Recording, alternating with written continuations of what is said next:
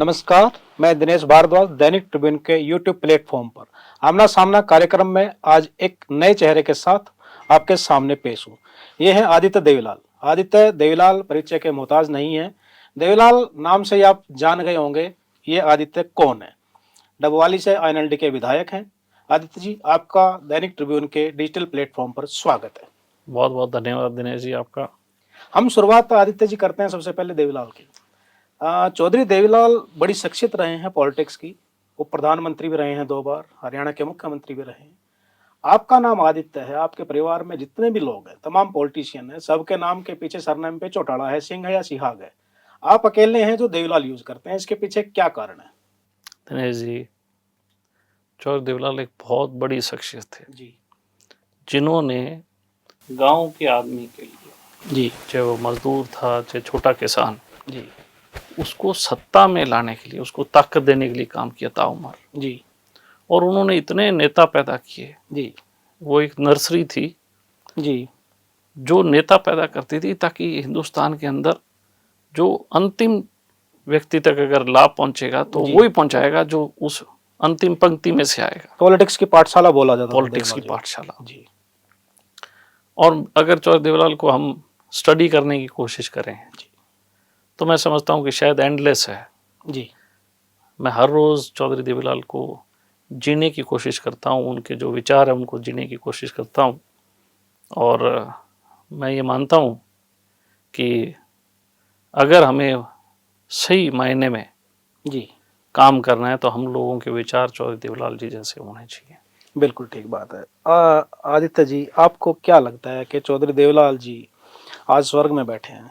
क्या महसूस कर रहे होंगे? परिवार की जो पोजीशन आज है, आज पार्टी की जो पोजीशन है, बिखराव की ओर है, सारे भाई अलग अलग हैं, अलग अलग पार्टियों में हैं, एक दूसरे के खिलाफ लड़ाई लड़ रहे हैं, क्या क्या महसूस करते होंगे? देखिए, एक चीज़ है और ये कोई नई चीज़ नहीं है जी, कि ज़िंदगी में बुरा दौर आता है, जी, लेकिन बुरे दौर के बाद अच्छा वक्त शुरू होता है। जी, मैं मानता हूँ अब से पहले हो सकता है बुरा दौर हो, जी, लेकिन अब अच्छे आगाज़ शुरू है और उसी राह पे हैं जिस राह पे लोगों की उम्मीद थी। जी, उम्मीद है कि चौधरी देवीलाल जी का और ओम प्रकाश चौटाला जी का जो स्वप्न था उसे साकार करना है। जी। परिवार के 2 सदस्यों को चुनाव हरा के आप विधानसभा पहुंचे हैं। पहले भी कोशिश की थी आपने।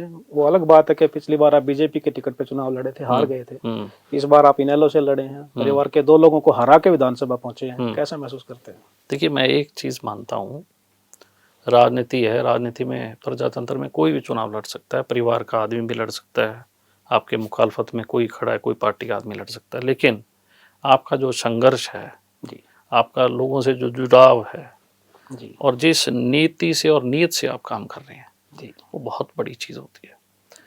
बहुत से ऐसे करोड़पति लोग भी हैं जी, जो चुनाव के वक्त आते हैं, पैसे के दम पे आते हैं, उनके बड़ी गाड़ियों पे आते हैं, लोगों को बहकाने का बरगलाने का काम करता है। जी, लेकिन जनता ये भी देखती है कि जो लंबे समय तक लगा हुआ है उसका लोगों से जुड़ाव क्या है, उसने क्या काम किए हैं। मैंने 10 साल अपने क्षेत्र में काम किया लोगों के जी, साथ और लोगों के बीच में रहा।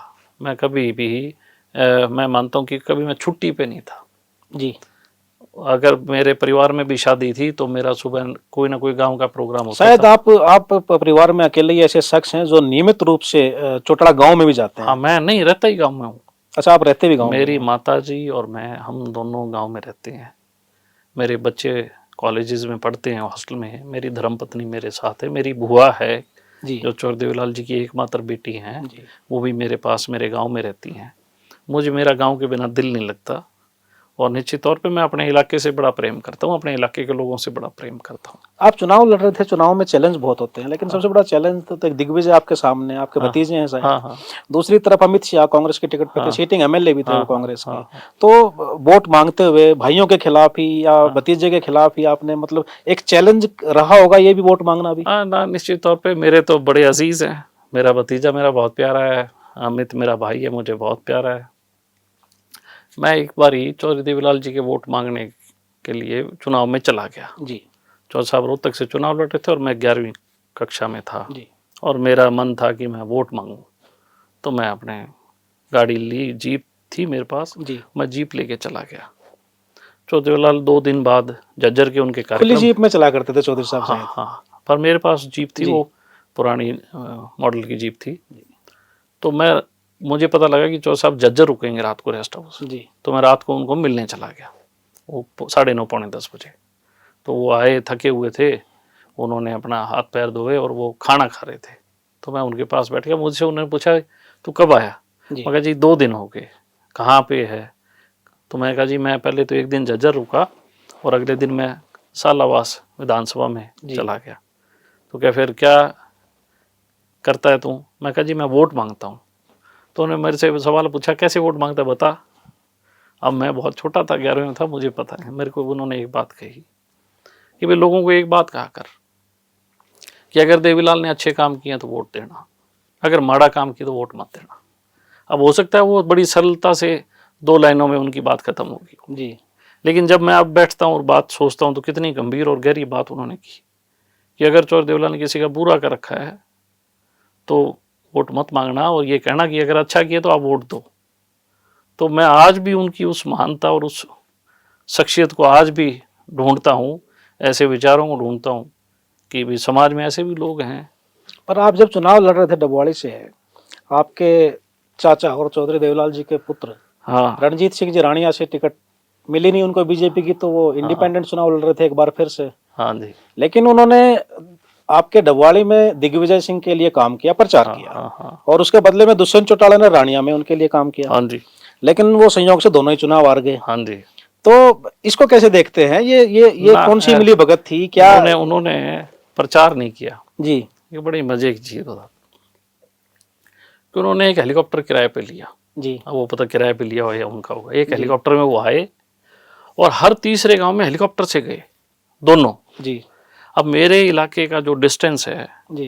वो 4 से 5 किलोमीटर का डिस्टेंस है। जी।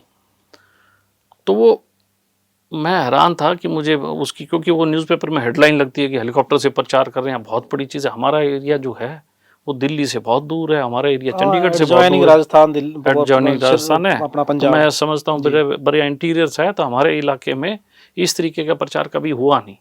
ये प्रचार तो बहुत बड़े बड़ी जो पैसे धन्ना सेठ लोग चुनाव लड़ते हैं, गुड़गांव जैसे लोग हैं, उस एरिया में प्रचार होता होगा हेलीकॉप्टर से, या बड़े पैसे वाले लोग प्रचार करते होंगे।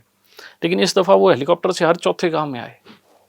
तो मैं हैरान था कि चौधरी देवीलाल जी के तो विचार थे, वो तो बैलगाड़ी पे, ऊंट गाड़ी पे, उन पे घुमा करते थे, और इनने इतना बड़ा हेलीकॉप्टर ले लिया और हर दूसरे गांव में हेलीकॉप्टर से जा रहे हैं। तो फिर मुझे किसी ने, बुजुर्ग ने कहा कि भाई तेरे पास तो पैसा है नहीं, तो तू तो पैदल पैदल, मैं तो पैदल पैदल घूमता था गाँव गाँव। अब भाई ये पैसे वाले लोग हैं तो ये हेलीकॉप्टर पे घूमते। तो मैंने कहा था ताऊ के रसी क्या रहेगा। हाँ हाँ बिल्कुल। मतलब बेटा लोगों ने पतो है देवीलाल के कदमों पे कौन है, देवीलाल की सोच कौन रखता है, तू चिंता ना कर, तू पैदल चलता रहे, इनको हेलीकॉप्टर में ही घूमने दे। तो चलो वो उनका एक माध्यम था, लोगों तक आकर्षक, किस तरीके से आकर्षण हो, किस तरीके से हम लोगों को अपनी तरफ आकर्षित करें। जी। मैं कहता हूँ कि ग्रामीण अंचल में आकर्षण की जरूरत नहीं है। सबसे समझदार इस समाज के अंदर कौन है? जो सबसे पीछे है, जी। जिसका सबसे ज़्यादा शोषण हो रहा है, वो सबसे समझदार है। ग्रामीण अंचल का व्यक्ति सबसे समझदार है, वो हर चीज़ को तोलता है, सोचता है, फिर बोलता है। तो जो निर्णय हुआ लोगों ने, उसको निर्णय को जो दिया हम सब ने, वो निर्णय चाचा मान लिया। भतीजा तो विधानसभा पहुंच गए, हाँ। रानिया से भी और डबवाली से भी। हाँ। लेकिन पार्टी के जो करता धरता है अभय सिंह चौटाला जी, हाँ। वो इलाहाबाद से ही चुनाव हार गए। हाँ। क्या कारण मानते हैं वो इस बार क्यों इलाहाबाद लूज कर गए? देखिए, एक बड़ा आरोप लगा और एक नैरेटिव सेट हुआ, और ये नैरेटिव सेट किया बीजेपी ने। जी। बीजेपी के लोगों ने ये प्रचार, दुष्प्रचार शुरू कर दिया। कांग्रेस के भी उसमें लोग शामिल थे कि इंडियन नेशनल लोकदल जो है वो मिली हुई है। ये तो मेरा अगला सवाल था। अच्छा, वो सब मुझे नहीं पता, लेकिन ये नैरेटिव सेट किया गया जी। और उनको इस बात का भय था कि चौधरी अभय सिंह चौटाला चुनाव जीतेंगे, जीतते ही विधानसभा पहुंचेंगे और सरकार को हर मुद्दे पे घेरेंगे। जी। क्योंकि जब वो व्यक्ति अगर अकेला था जी। तब भी उसने हरियाणा में जनहित मुद्दों पे सरकार को घेरने का काम किया। आप कितनी भी क्लिपिंग निकालोगे, जी अभय सिंह चौटाला ने हमेशा हरियाणा के हितों की लड़ाई लड़ी है। जहां कहीं हरियाणा के हित खराब हुए या कहीं भी हरियाणा के हितों को ठेस पहुंचा, तो वो व्यक्ति हमेशा बेबाकी से खड़ा हुआ, और अगर अकेला था लेकिन वो अपनी बात को उसने सरकार के सामने और जनता के सामने, क्योंकि आज हरियाणा विधानसभा को पूरे हरियाणा का नौजवान, जी हरियाणा के जो बेटे बेटी युवा पढ़े लिखे हैं वो देखते हैं, हरियाणा का बुजुर्ग देखता है, हरियाणा की मातृशक्ति जो है, महिलाएं, हर व्यक्ति उसको देखता है। बीजेपी ने वहां बड़ा कमजोर कैंडिडेट खड़ा कर दिया कांग्रेस की मदद करने के लिए। जी उसे इस बात का कहीं ना कहीं मलाल और भय था कि अगर अभय सिंह जीत गया तो आपके लिए परेशानी पैदा करेगा। तो ये मैं मानता हूँ ये पूरा चुनाव जो है, ये कांग्रेस के कुछ लोग जो बीजेपी के साथ मिले हुए थे, जी और उन्होंने बैठ के ये चीज़ें तय की थी कि भाई किसके खिलाफ हमने कैंडिडेट कमज़ोर निकालना है, किसके खिलाफ हमने कैसे। तो ये सारा कांग्रेस के चंद लोग, विधानसभा में मैं बोलता हूँ जी कि कांग्रेस के चंद लोग हैं जो पिता पुत्र, उन्होंने बीजेपी के एजेंट के तौर पे काम किया, इसीलिए बीजेपी आज सत्ता में है। आरोप तो ये लग रहे हैं कि इनेलो बीजेपी की बी टीम की तरह रही है। ये नैरेटिव सेट करने के लिए, जो चोर होता है, जिसने चोरी करनी है, वो पहले गांव में शोर मचाता है, लेकिन असल में ये नैरेटिव सेट किया गया। इंडियन नेशनल लोकदल तो आज भी मजबूती से खड़ी है। हम तो आज भी हरियाणा के हितों की बात करते हैं। जब भी सरकार कोई गलत चीज़ करती है तो हम विरोध करते हैं। सरकार ने बिजली के रेट बढ़ाए, हमने विरोध किया। कि एक तरफ आप कहते हो कि हम सरकार जो है जनहित की है, जनहित की कहा, आपने तो बिजली के रेट बढ़ा दिए, बजट पास होते ही रेट आप ले आए सामने। जी जी। तो आदित्य जी क्या कारण रहे आपके, आप लंबे टाइम तक बीजेपी में एक्टिव रहे, बीजेपी ने आपको मार्केटिंग बोर्ड का चेयरमैन भी बना कर रखा, नेशनल लेवल पे भी जितने स्टेट्स के मार्केटिंग बोर्ड हैं उसका भी एक फेडरेशन है, उसके भी आप चेयरमैन रहे, तो क्या कारण रहे, आपने बीजेपी क्यों छोड़ी?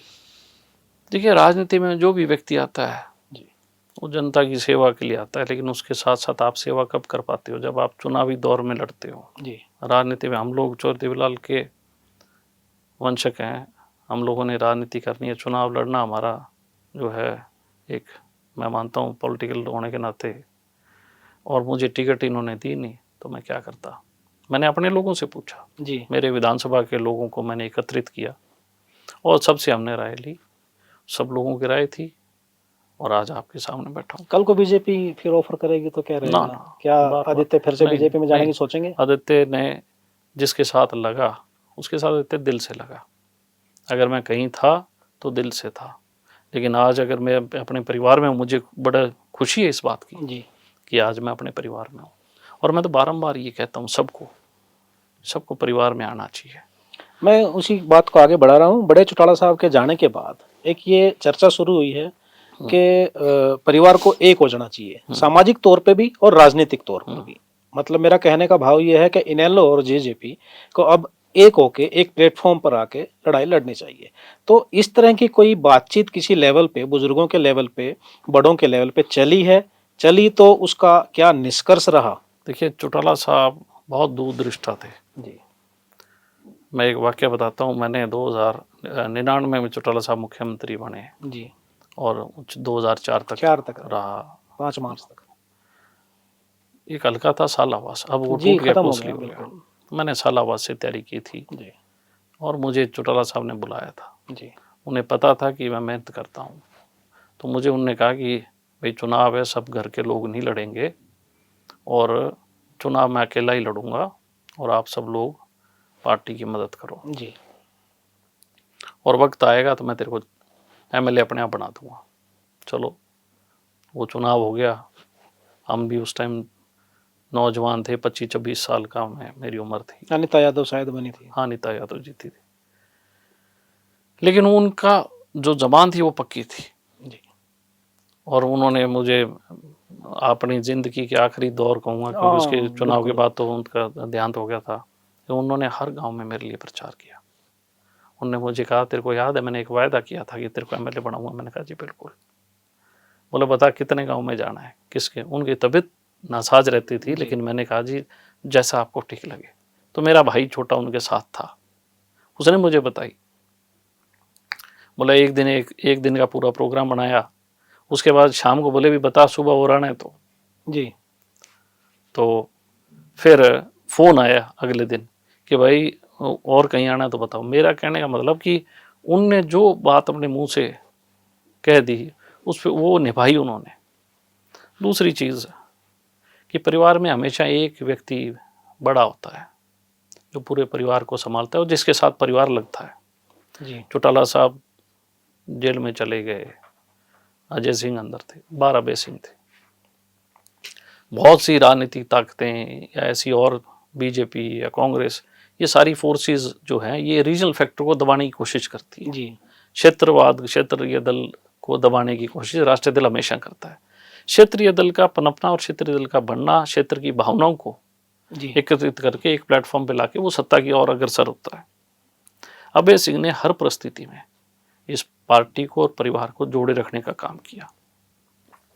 मुझे नहीं पता कि अंदर की क्या चीज़ें थी क्योंकि उस वक्त मैं नहीं था, लेकिन आज मैं ये कहता हूँ कि हम सब लोगों को, जो बुरे वक्त में जिस व्यक्ति ने इस चीज़ को संभाल के रखा वो अगर जी। अभय सिंह चौधरी, अभय सिंह चौटाला हैं, तो निर्विरोध होके हमको स्वीकार करना चाहिए उसके लिए, उनकी मतलब आप लीडरशिप ये को। कहना चाह रहे हैं कि दुष्यंत चौटाला अभय सिंह का नेतृत्व स्वीकार कर लें तो उनका पार्टी में स्वागत है। मेरी बात नहीं समझे, वो भतीजा है, जी क्या बात, क्या दिक्कत है? अपने चाचा का नेतृत्व स्वीकार करने में दिक्कत क्या तो है? पार्टी क्यों बनाई?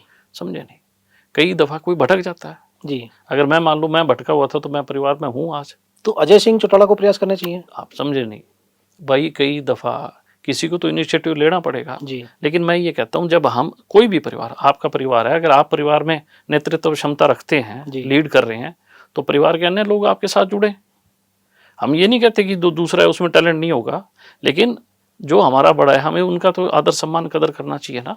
तो इन सबको मैं तो कहता हूँ आना चाहिए एक प्लेटफॉर्म पे, चौधरी अभय सिंह चौटाला के साथ आना चाहिए। जिस व्यक्ति ने चौटाला साहब की पूरी पार्टी को, परिवार को संभाल के रखा, और इतना बड़ा परिवार है, इंडियन नेशनल लोकदल का छोटा परिवार थोड़ी है।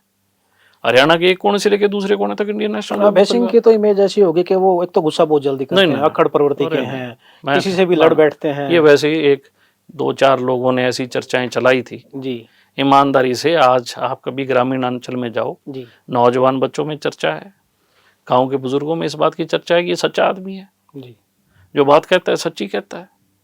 अगर सच्ची बात कहना ही किसी को कड़वा लगे तो फिर मैं समझता हूँ वो तो उस सुनने वाले व्यक्ति की सोच ठीक नहीं होगी। जी मतलब अब क्या हम क्या समझे इस बात को कि देखिए, मैं गठबंधन मतलब नहीं। दोनों मिलके चलेंगे, एक होंगी दोनों पार्टियां मैं तो या बंद हो चुके हैं मैं तो रास्ते? एक चीज कहता हूँ कि हम सब लोगों को जी चौधरी अभय सिंह चौटाला का नेतृत्व स्वीकार करना चाहिए। अगर हम ये चाहते हैं कि चौटाला साहब के सपने साकार हों और चौधरी देवीलाल की नीतियों की सरकार, सोच की सरकार बने, तो हम सबको आना चाहिए। चौरंजीत सिंह को आना चाहिए। चौधरी रणजीत सिंह कांग्रेस में भी चले गए थे, बीजेपी में भी होया है, इंडिपेंडेंट भी। सुनो, आजकल तो मेरे ख्याल में मैं- इंडिपेंडेंट मैं- आप तो मैं घर ही आपको- होंगे। मैं आपको एक चीज कहता हूँ कि अगर आप लोगों ने, परिवार बहुत बड़ा परिवार है, चलो मैं जी। मानता हूँ हमारे चौधरी देवीलाल का परिवार काफी है, उन सबको एक प्लेटफॉर्म में आना चाहिए। जी चौधरी देवीलाल जी की पार्टी है इंडियन नेशनल लोकदल, जी चौटाला साहब की संघर्ष से पैदा की हुई पार्टी है। ये कोई पार्टी एक दिन में थोड़ी बनी थी, कितने लोगों ने कितने सालों 10 साल संघर्ष किया। चौटाला बदलती साहब, भी रही, नाम भी चौधरी बदलते रहे देवीलाल जी हैं। ने 60-70 साल संघर्ष किया। नाम बदलती रही कोई जी। बात नहीं, लेकिन विचारधारा तो वही हाँ, चलती बिल्कुल, रही, बिल्कुल। आइडियोलॉजी वही चलती रही। उसके बाद चौटाला साहब ने संघर्ष किया और आज अगर अभय सिंह चौटाला संघर्ष कर रहे हैं, तो हम सब लोगों को उनके संघर्ष को तो सलाम करना चाहिए, सम्मान करना चाहिए उस संघर्ष का। किसके लिए संघर्ष कर रहे हैं? जन भावना के लिए। कितने लाखों, हजारों, लाखों लोगों की उम्मीद है हमसे। जी तो आप डबवाली से प्रतिनिधित्व कर रहे हैं हल्के का। डबवाली को जिला बनाने की मांग लंबे समय से उठती रही है, आपने विधानसभा में भी ये मामला उठाया, आपसे उठाया। पहले अमित शाह भी उठाते रहे हैं। तो क्या लगता है आपकी कोई किसी लेवल पे देखिए, सीएम से बात हुई? हमारा जो क्षेत्र है जी ये पंजाब से और राजस्थान से सटा हुआ जी क्षेत्र है। मेरे क्षेत्र में नशा बहुत ज्यादा है जी। जी जितना नशा पंजाब से, राजस्थान के बॉर्डर एरिया से हमारे एरिया में आता है, और आज तो हालत ये है कि हर तीसरे गांव में हफ्ते में कोई ना कोई एक नशे से डेथ होती है। जी तो ये काफ़ी लंबे अरसे से मांग थी कि सिरसा जिला का पहले पुलिस जिला बने जी डबवाली, वो तो बन गया। जी क्योंकि उससे पहले हांसी पुलिस जिला था। जी सबसे बड़ा जिला भिवानी था, जी उसमें दादरी जिला बनने के बाद अब क्षेत्रफल के हिसाब से सबसे बड़ा जिला सिरसा है। और मैंने तो विधानसभा में ये मांग उठाई जी और जो कमेटी कॉन्स्टिट्यूट हुई जिसमें हमारे पंचायत मंत्री कृष्णलाल पवार जी, विपुल गोयल जी और शायद एक आधे मंत्री और थे, 3-4 मंत्रियों की एक कमेटी थी। मैं पर्सनली जाके उनको ये रिप्रेजेंटेशन दे के आया कि आप हमारे डवाड़ी जो पुलिस जिला हो गया है उसको जिला घोषित करें, जी क्योंकि हमारे इलाके से सिरसा बहुत दूर है, 100 किलोमीटर तो मेरे गांव से पड़ता है सिरसा। जी तो लोगों को आने जाने डिस्ट्रिक्ट हेडक्वार्टर 100 किलोमीटर दूर होगा, तो आम व्यक्ति तो डिस्ट्रिक्ट हेडक्वार्टर तक बेचारा पहुंच ही नहीं पाएगा। तो हमने ये इसको पूरी जोर से डिमांड रखी है, निश्चित तौर पे हर प्लेटफॉर्म पे मुख्यमंत्री जी के भी, और मैंने विधानसभा में भी कहा है और होना भी चाहिए, क्योंकि बहुत बड़ा एरिया है, हमारा जिला बहुत बड़ा है। तो निश्चित तौर पे डवाड़ी जिला बनाना हमारा एक संघर्ष नशा भी। तो और आपका अकेला डबवाड़ी नहीं है, पूरा सिरसा और अब तो हरियाणा के हरियाणा 12-13 में जिले बहुत ज्यादा बहुत इफेक्टेड ज़्यादा हैं affected नशे से। अब तो गृह मंत्रालय की रिपोर्ट भी आई है, उसमें भी ये मानना है कि 12 से 13 जिलों में नशा बहुत ज्यादा है। तो आप जब विधायक नहीं थे तो सोशल मीडिया में हमने देखा है आप टास्क देते थे लोगों को, अलग अलग डिफरेंट इश्यूज। बिल्कुल बिल्कुल। तो क्या नशे के खिलाफ भी कोई टास्क लेके चलेंगे अपने हल्के के लिए, जिले के निश्चित लिए? तौर पे बिल्कुल। और ये केवल मेरा हल्का नहीं, जी ये अब हरियाणा की एक समस्या बन गई। जी बिल्कुल।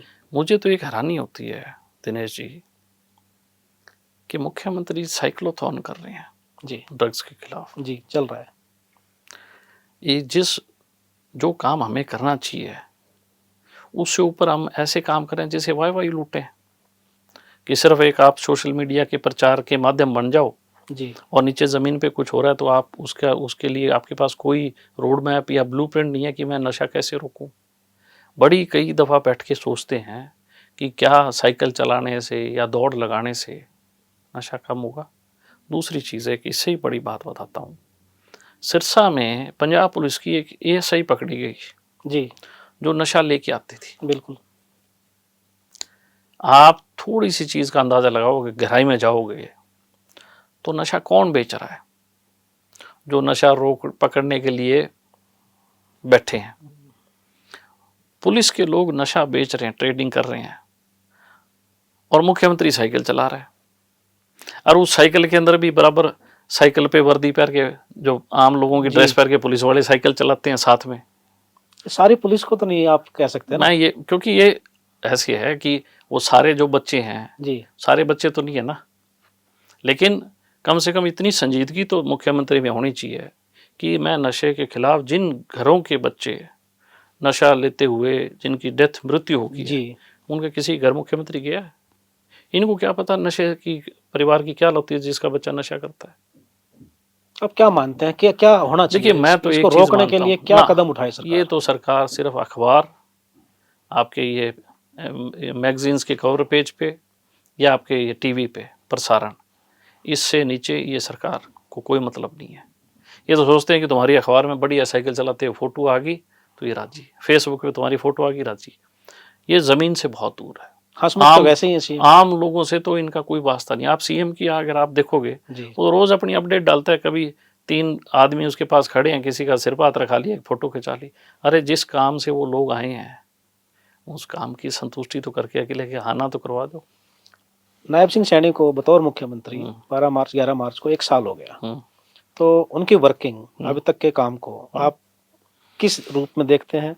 आपका आकलन क्या है? देखिए, 100 दिन की जब सरकार चली जी तो इन्हीं के मंत्री ने कहा कि मुख्यमंत्री हेलीकॉप्टर पे है, जमीन पे नहीं उतरे। 100 दिन की ओर सारा आपका 100 दिन तक ये नीचे नहीं उतरे। हेलीकॉप्टर नया खरीदा ना जी, तो वो चला के देख रहे थे कि ये किस तरीके से घूमता है, मुड़ता है, किसी में ठाट है कि नहीं है। तो 100 दिन तो इन्होंने ठाट पे निकाल दिए। उसके बाद फिर ये आपके सोशल मीडिया पे, फेसबुकों पे निकाल दिए। अब ये साइकिल पे निकाल रहे हैं। अब मैं सोच रहा हूँ ये ज़मीन पे कब आएंगे, मतलब पैर कब रखेंगे धरती पे। तो अभी तक तो धरती पे पैर इन्होंने रखे नहीं है। तो अभी उम्मीद है कि ये धरती पे आएँ, लोगों की समस्याएं सुनने के बाद उनका हल करें। मनोहर लाल जी के साथ तो आपने काम किया है, उनके सरकार में आप मार्केटिंग बोर्ड के चेयरमैन रहे हैं, बतौर मुख्यमंत्री। वो उनको कैसा मानते हैं, उनकी परफॉर्मेंस को कैसा मानते हैं? देखिए, मैं किसी के ऊपर कमेंट नहीं करूँगा, जो पूर्व के लोग हैं, ठीक है, उन्होंने अपना काम किया, अगर अच्छा किया बुरा किया, वो अब वो पार्टी लेवल पे वो हटे, क्यों हटे, क्या कारण रहे, तो वो तो भली भांति अब ज़्यादा डिस्कस करेंगे तो ठीक नहीं, लेकिन ठीक है, पर संजीदगी होनी चाहिए। जो लोगों के इश्यूज़ हैं, ख़ास तौर पे हरियाणा के, अगर आप हरियाणा के मुख्यमंत्री हो तो आपको हरियाणा के किसान का, हरियाणा के मजदूर का, हरियाणा के नौजवान का, हरियाणा के हर वर्ग का ख्याल रखना आप में संजीदगी होनी चाहिए। सरकार कह रही है सबका साथ सबका विकास के मूल मंत्र पे हम चल रहे हैं, तो आपके सिरसा जिले में, आपके डबौरी हल्के में क्या पोजीशन है डेवलपमेंट की? देखिए 2000 ये भी फेसेस होते हैं डेवलपमेंट के। जी। मैं ये मानता हूँ कि आज के दौर में जो डबौली में या मेरे ज़िले में जो काम होने चाहिए थे, हम बहुत पिछड़े हुए हैं। सत्ता का केंद्र रहा है लेकिन सिरसा मैं तो। वही कह रहा हूँ, जब सत्ता के केंद्र था तो यूनिवर्सिटी थी। हुड्डा साहब कह रहे हैं कि 2 कमरे में यूनिवर्सिटी चलती थी। समझे नहीं, उस टाइम 3 जो ज़मीन अलॉट की, फंड अलॉट किया और ओपनिंग की, घोषणा की और चालू कराई। धीरे धीरे चीज़ें बढ़ेगी ना, लेकिन उसके बाद हुड्डा साहब से ये पूछ लो भी आपने क्या किया। वो तो कह रहे हैं हमने पूरी बिल्डिंग बनाई है। अरे किस बात की बिल्डिंग बनाई आपने? वो क्लेम करते समझे नहीं, हैं। वो तो सारी जगह सबके चौटाला साहब रख के गए थे, आधारशिला पैसे दे के गए थे। आपने सत्ता के आने के बाद उस यूनिवर्सिटी को और अच्छा क्यों नहीं बनाया, और बढ़िया ग्रेडिंग पे क्यों नहीं लेके आए? आज भी उस यूनिवर्सिटी की हालत क्या है? ये बीजेपी कौन सी संभाल रही है उस यूनिवर्सिटी को? हमारे क्षेत्र को जिस मुकाबले पे आज अन्य क्षेत्रों के होना चाहिए, क्या सरकार के जो मुख्यमंत्री उनका दायित्व नहीं बनता? एक ही जगह की फोकस कर रखा है कि गुड़गांव में ये हो जाए, गुड़गांव में ये। हुड्डा ने भी गुड़गांव के आसपास झज्जर और यहाँ ज़मीनें लेके रिलायंस वालों को दी। इन्होंने कौन सी डेवलपमेंट की? इन्होंने सस्ते दामों पे किसानों की ज़मीनें खरीदी और वो महंगे दामों पे अडानी को बेच दी, अंबानी को बेच दी। अब हो सकता है उसके साथ इनका हिस्सेदारी है। क्यों नहीं बोलते ये विधानसभा में? अब जी। सरकार के जो जन विरोधी काम हैं क्यों नहीं बोलते? कहीं देखा आपने कि ये कोई लड़ रहे हैं, कोई सड़क पे बैठे हैं? वो तो कह रहे हैं सबसे बड़े विपक्ष तो हम ही हैं, हम ही निभा रहे हैं भूमिका। वो तो मिलके निभा रहे हैं, दोनों जने मिलके निभा रहे हैं। अगर ये बीजेपी और कांग्रेस। हाँ मिलके निभा रहे हैं। अगर ये मिले ना होते तो आज जनता के त्रास होती। पीने का पानी नहीं है गांव में, आज बिजली नहीं पहुंच रही गांव में। ये तो कह रहे हैं 58 गांव में 24 घंटे जारी है। अरे किस गांव में किसी जाके पूछो क्या हालत है। बिजली के दाम बढ़ा दिए तुमने, 10 सालों में तुमने कोई बिजली का कारखाना ही नहीं लगाया। अब तुम कह रहे हो कि हम ये यूनिट लगा रहे हैं। 10 साल आपने क्या काम किया? सरप्लस कह रहे हैं हरियाणा को, तो बिजली के मामले में सरप्लस रहा। तो फिर ये किस लिए लगा रहे हैं? मोदी किस लिए आए? वो तो कह रहे जरूरत बढ़ रही है ना, डिमांड बढ़ रही है। अच्छा एकदम बढ़ गई? एक रात में थोड़ी बढ़ती है। वो तो आगे फ्यूचर प्लान है ना। कोई भी चीज़ है उसके लिए आपको हर साल कॉन्टिन्यूस में कोई ना कोई प्रोग्रेस करनी चाहिए। आप 10 साल तक बैठे रहे, आपने 10 साल देखा कि बिजली, आज बिजली की हालत है कि बिजली के जो पावर प्लांट्स लगे हुए प्रोजेक्ट, ये आपके जो पावर हाउसेस है, पावर हाउसेस है, ये ओवरलोडेड हो गए। पावर हाउसेस फूकने लगे। क्यों? कंजम्पशन इतनी ज़्यादा है, कंज्यूमर को बिजली इतनी ज़्यादा चाहिए कि वो पावर हाउस उसका लोड ही नहीं ले पाता। तो आपने सोचा कि हालाकार होगा। अभी तो गर्मी शुरू नहीं हुई, गर्मी आएगी आप देखना। सरकार ने लिपापोती कर रही है, इसके पास आंकड़े के सिवाय इनके पास कुछ नहीं है। अब इन्होंने 800 मेगावाट का जो यंत्र लगाया है थर्मल, अब ये लोगों को कहेंगे देखो जी हम तो बिजली के लिए हमने काम किया है। अब गर्मियाँ शुरू हुआ है, महीने बाद जैसे गर्मी बढ़ेगी, जून जुलाई अगस्त पड़ा है, देखना बिजली की हालत होगी। सर इनेलो का संगठन आप लोगों ने बना दिया नए सिरे से, लगभग सारा ही पुनर्गठन हो गया है। पर इनेलो हाशिए पे जा रही है, 2 सीटों पे सिमट गई इनेलो। हालांकि 2019 के मुकाबले तो सीटें डबल हुई हैं आपकी, लेकिन वो सिंगल से डबल डिजिट में नहीं आ पाई। 1 से 2 विधायक हुए आपके। तो बात हो रही है सरकार बनाने की, 2029 का चुनाव की तैयारियां भी कर रही है इनेलो, क्लेम भी कर रही है कि, तो कैसे इसको सिरे चढ़ाएंगे, क्या प्लान है, क्या रोड मैप लेके चल रहे हैं? 1980 में इस बीजेपी के पास ही 2 सीटें थी जी, 2 ही लोग जीते थे 1980 में इनकी बीजेपी। पर बीजेपी ने कभी हरियाणा में राज नहीं किया। नहीं राज नहीं किया, मैं वैसे बता रहा हूँ, देश की बात कर रहा हूँ। हम तो चलो प्रदेश की कर रहे हैं। हमारा वोट शेयर बढ़ा है जी, जो हमारा पहले था उससे डबल हुआ है। लोगों में कहीं ना कहीं भरोसा विश्वास कायम हुआ है। अब विधायक 2 जीत के आए हैं, बहुत सी क्लोज मार्जिन्स पे जी, हमारे लोग चुनाव हार गए, क्योंकि कांग्रेस और बीजेपी ने आपसी वोट ट्रांसफ़र किया।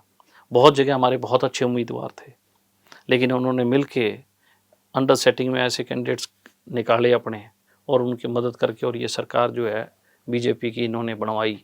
जी। हम लोग तो हमेशा बीजेपी के और कांग्रेस के खिलाफ रहे हैं। हमने तो हमेशा क्षेत्रवाद की बात की है। आदित्य जी अब ये तो बहुत बड़ी बात करते हैं खर्ची और पर्ची की। अब ये जितने भी रोजगार निगम में लड़के लगे हैं जी, ये उनको घर भेज रहे हैं। और ये 20 दिन पहले विधानसभा का सत्र था, बिल पास किया ये मेज मेज थपथपा रहे थे जी जी जोर जोर से। और मैं कहता था अरे थारी हथेली दुखने लग जाएगी, तुम झूठी मेज मत थपकाओ। और वो सत्र होने के बाद एजुकेशन से जो मास्टर्स ले रखे थे उनको घर भेज दिया जी, आपके सिंचाई में जो कर्मचारी लेकर रखे थे उनको भेज दिया, पंचायती राज में थे वो घर आ गए हैं। हर डिपार्टमेंट से जो युवक और युवतियां पढ़े लिखे थे जिनको इन्होंने रोजगार निगम में नौकरियां दी, 4-4 महीने की 5-5 महीने की नौकरी करके घर चले गए। अब वो घर क्या जाके खुद ही निकालेंगे? जी, आप खिलवाड़, आपने उनके भविष्य से खिलवाड़ किया है। आधे बच्चे डिप्रेशन में चले जाएंगे। तो आदित्य जी डबवाड़ी के विकास का क्या एजेंडा आपके दिमाग में है? किस तरह का डबवाड़ी देखना देखिए, चाहते हैं? मैं ये मानता हूँ कि जनप्रतिनिधि होने के नाते युवाओं को रोजगार मिले। हमारे डबवाड़ी क्षेत्र जो है पूरा सरसा जिला है, सरसा जिला में इंडस्ट्रीज़ नहीं है, तो हमारे वहाँ इंडस्ट्रीज़ आएँ ताकि वहाँ के जो अनएम्प्लॉयमेंट है उनको अपना रोजगार मिल सके। और यूथ को जब काम मिलेगा निश्चित तौर पे तरक्की भी आएगी।